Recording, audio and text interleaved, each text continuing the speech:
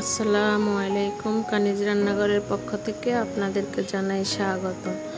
আজ আমি আপনাদের জন্য নিয়ে এলাম বুটের ডালের পেঁয়াজু রেসিপিটি আপনারা সব সময় রোজার সময় ইফতারে বানিয়ে থাকেন।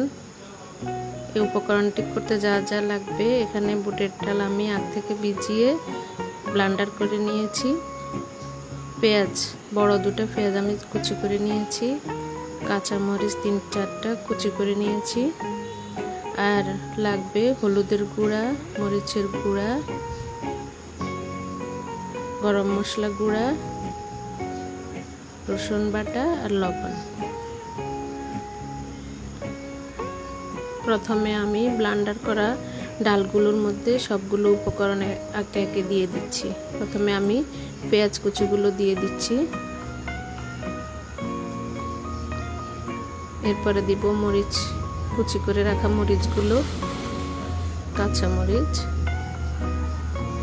এরপরে আমি একে একে সব গুঁড়া মশলাগুলো দিচ্ছি। প্রথমে আধা চা চামচ হলুদের গুঁড়া, আধা চা চামচ মরিচের গুঁড়া, গরম মশলা গুঁড়া 1 চা চামচ, আধা চা চামচ থেকে কম রসুন বাটা আর লবণ পরিমাণ মতো। সবগুলো উপকরণ দিয়ে আমি ডালের সাথে এগুলো ভালো করে মিশিয়ে নেব।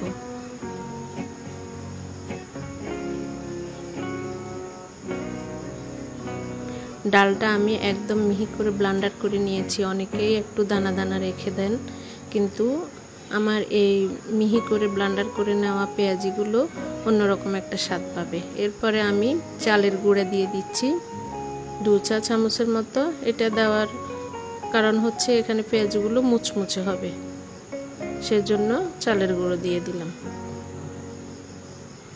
এখন আমি সবগুলো উপকরণ ডালের সাথে ভালো করে মিশিয়ে পেঁয়াজির আকারে তৈরি করে নেব।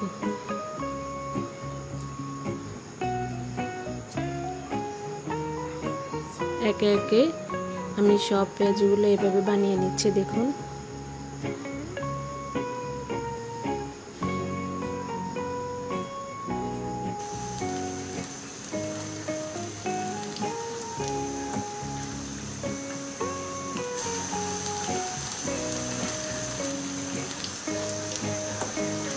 এখন আমি এগুলো ভাজতে চলে যাব। তো কড়াইতে আমি ডুবো তেলে ভাজতে হবে। প্রথমে তেলগুলো হাই হিটে গরম করে নেব, নিয়ে একে একে পেঁয়াজগুলো তেলের মধ্যে দিয়ে দিব। এরপরে আমি চুলার আঁচটা মিডিয়ামে রেখে দেব। তারপরে পেঁয়াজগুলো আমি আস্তে আস্তে ভেজে নেব।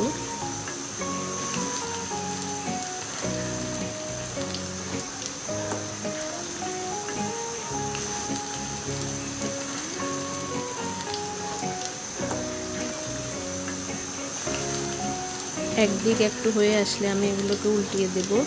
ব্রাউন কালার হওয়া পর্যন্ত আমি এই পেঁয়াজগুলো ভাজতে থাকব।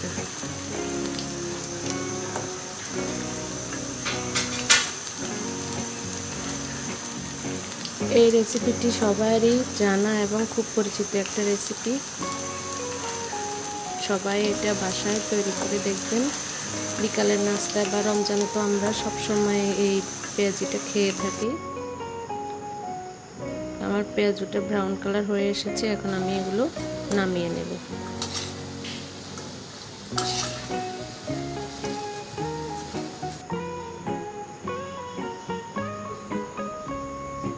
দেখুন, কালারটা একদম পারফেক্ট হয়েছে।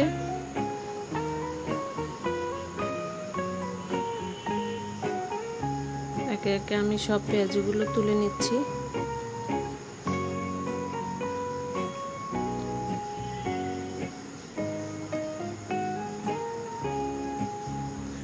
তৈরি হয়ে গেল আমার বুটের ডালের পেঁয়াজু। আপনারা বাসায় ট্রাই করে দেখবেন, আমাকে কমেন্টে জানাবেন।